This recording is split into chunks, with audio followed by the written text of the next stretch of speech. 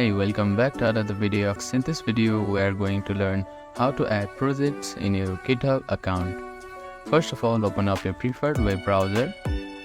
Now on the address bar, type in github.com and click on enter. Now make sure that you are logged into your account. After that, create any repository by clicking on this button. I have already created one. Now to upload any project in your GitHub account, you need to click on add file button here and click on upload files. Now to upload any project, click on choose a file from here and select any project from your local device.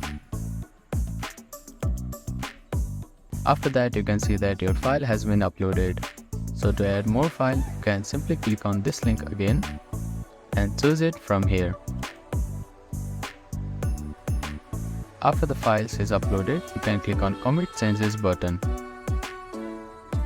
Now you can see your files on your repository here. So that is how you can upload your projects on GitHub account. Thank you for watching this video. Please do not forget to like, share and subscribe to our channel and comment down if you have any queries.